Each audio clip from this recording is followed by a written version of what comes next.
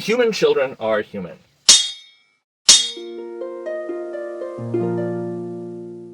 That's extremely obvious. It's a tautology, in fact, but despite its obviousness, it's actually really inconvenient for proponents of abortion who like to say the unborn child isn't human. But of course it is. This is indisputably evident. Human parents, when they reproduce human children.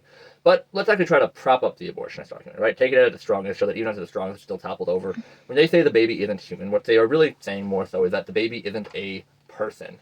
Essentially, that is to saying they're not a person means that they don't deserve consideration or rights. And personhood is a different kind of argument than humanity. Humanity has an easy genetic proof. Human children are humans because humans have human DNA. You're a human if you were conceived by humans. But personhood could have a wider definition. If you want proof of that, just look at any time in history when a certain group of humans were abused, killed, or denied rights because they weren't really people, to use that term. So, how do we define personhood, and how does it not work out for abortion even when you go through that? There's going to be three options on the table. I'm going to go through all three. So, the first is biological. If you're human, you're a person. Simple, easy, objective, scientific, this definition cuts out any opportunity for discrimination. Every human is equally a person, but of course, by that cutting off all discrimination, it becomes inconvenient for the abortion argument for every human to be a person with rights. So you probably shouldn't expect much acceptance from that. What about the second one? That's the spiritual argument, that or the spiritual definition, that a human being becomes a person once something spiritual comes on. We'll use soul as a catch-all term here. You can say their essence, their key, their whatever.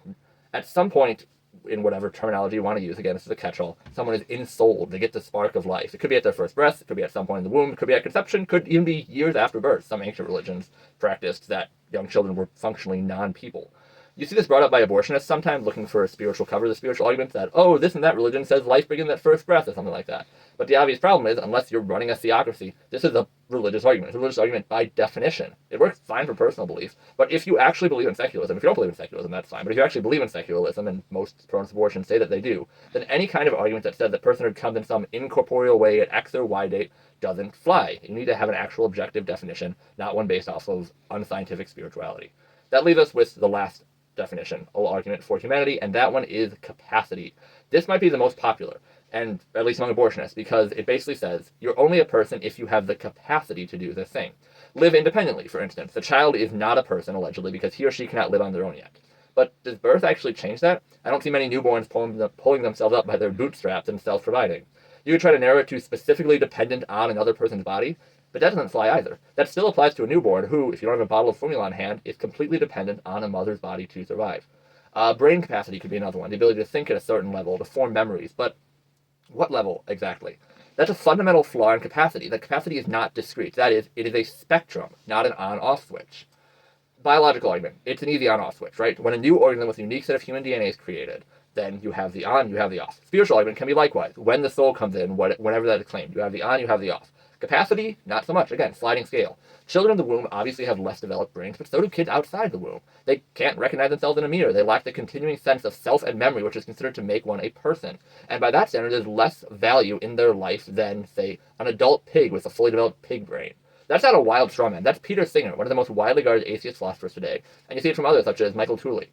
There simply is no easy cutoff between a person a minute before birth and a minute after. And there frankly is not an easy cutoff between someone who has mental disabilities or someone suffering from Alzheimer's and that same child, to keep them from falling into the category of not really a person because you made a sliding scale based off of brain capacity.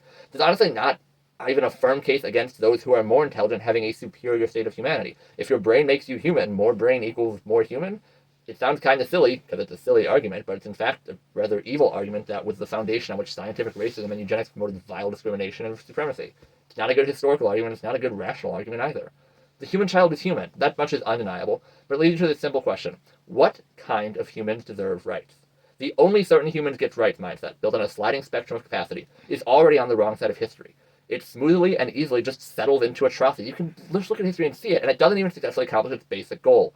It defends infanticide just as easily as abortion, a minute after birth as well as a minute before birth. It's an attempt to get a fig leaf covering, or if you want to make a fig leaf covering rather, by setting aside a capacity argument and trying to do the spiritual argument by saying like, oh, a certain religious understanding as personhood. Again, it only contradicts your own commitment before secular law. The only consistent standard of personhood is personhood based on humanity. All human beings are people. In a supposedly progressive time, to say that all human beings are people sounds like it shouldn't be much of a stretch, but it should be striking that there's very little that's progressive in arguing that the most helpless among us, children, should be allowed to be killed for the benefit of those bigger and stronger than them. If progressivism is standing up for the little guy, then what about the littlest guy?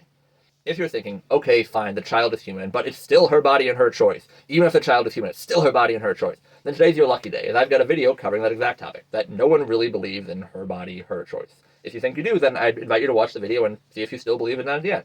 You can check that out in short or long form here in the description. Otherwise, I think it's time to start making human children are human a new rallying cry to defend the unborn. I think it's going to make plenty of people mad, but I hope that it might get a few people to think. Let's try it out. Thanks for watching.